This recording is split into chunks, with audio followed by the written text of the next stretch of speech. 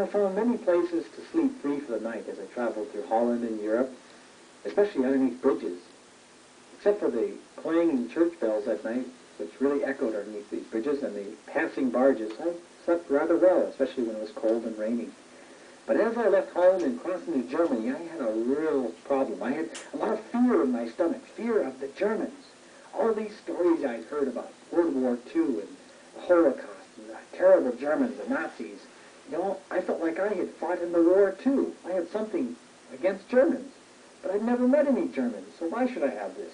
The best way I found to get along with Germans was to start meeting them, communicate with them. And I met so many wonderful Germans. They were really kind to me.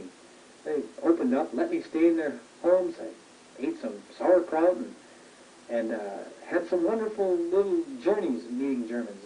It was fun to eat their food. I liked the Fleischkopf and especially the Christolin bread. That was my favorite bread. I'd eat sometimes 3 loaves of that stuff a day.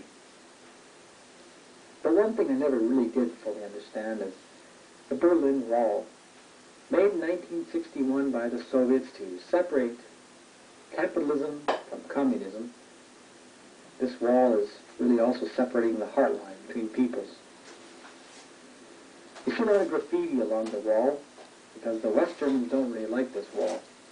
And a lot of things painted that are obviously things that maybe are profane or things that are judgments against peoples. Here's a little house that was painted on the wall. It's like a little hut. And someday maybe they'll tear down this wall and open up the heart line between East and West. But for now, the capitalist and communist nations don't really get along. Well, I left behind Germany, I headed across France, and up into Paris I went along the Champs-Élysées to the heart of Paris and saw the Arch de Triomphe. And then stayed 7 nights in a camp, sleeping out in my tent at a little park. And it was a really great place to sleep and a place to sit and eat dinner. This is where I would sit and look at this beautiful view of the Eiffel Tower. And I cook my dinner at this spot and enjoy the serenity. And I'd explore a lot of the art galleries too. Now here's the Mona Lisa painted by Leonardo da Vinci back in the 1500s. Very famous painting, as it shows a rather suggestive mood there with the Mona Lisa. And my tourist journey continued across France into Italy, where I saw the Leaning Tower of Pizza. Italians love pizza, so here's the tower they named after. Look at the layers of pizza stacked up, and those pizzas are starting to fall over, aren't they? So I went to the top floor, and there's no railing up there, and I almost slipped off. I guess every year a few people do. That's the Italians' way of thinning out the crowds of tourists that go to see this place. Well, from Pisa, I should say Pisa, I headed south to Rome, Italy. And this is where the Romans used to have their great empire, the center of their empire. And there's some great ruins, like here's the Colosseum, in which the gladiators would fight, and they'd have all kinds of games, sports, activities. They even persecuted the early Christians because the early Christians had a different belief that the Romans didn't believe in, and so the Romans didn't exactly get along with them too well at first, but eventually Rome became a Christian nation. Especially right in the center of Rome is a very sacred and holy building that is especially known to many of the Catholics around the world as the place where the Pope lives, the Vatican.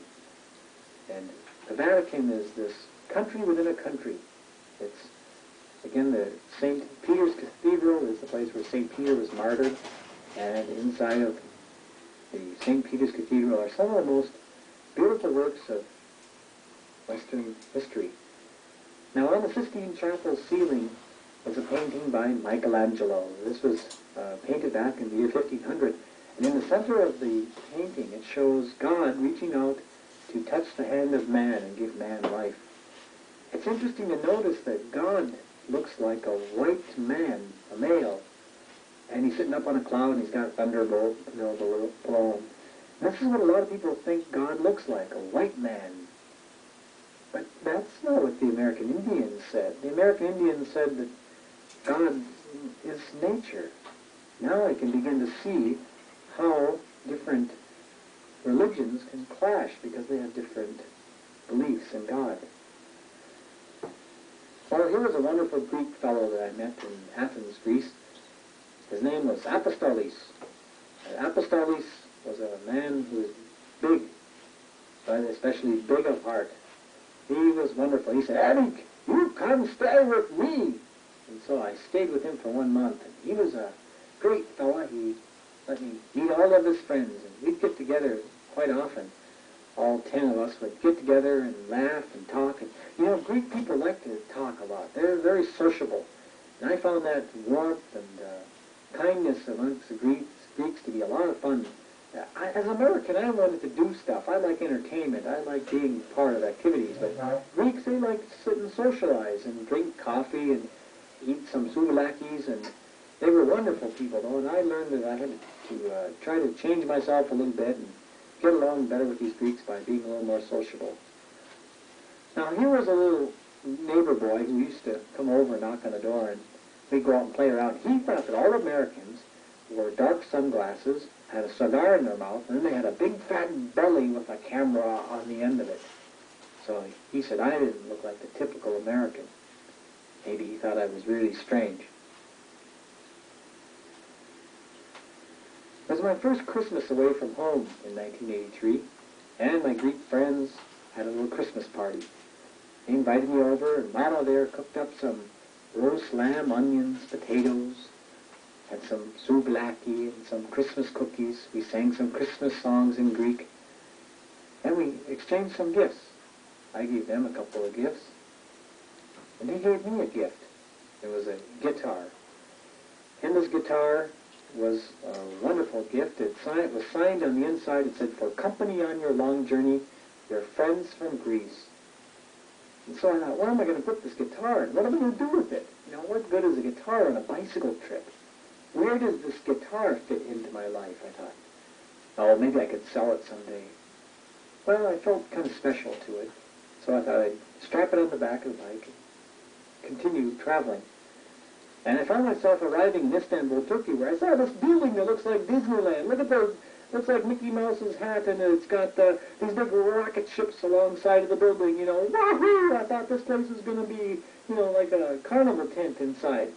But actually it's not. It's a very serious building. It's an Islamic mosque, a place where the Muslims come to pray. 5 times a day they pray to Allah, their God. They read the Quran, and they face towards Mecca when they pray. Well, I found it was important to learn about other religions and feel a sense of understanding towards peoples. Turkey is a country that's a little bit different pace than we are here in America. A little slower, and I enjoyed watching these sights you only see maybe 70 years ago, like a steam-powered locomotive. Made a lot of wonderful friends, though. The Turks were honest and really good fellows. I had some real help from these 2 guys. They helped repair my bicycle, and just good friends, too.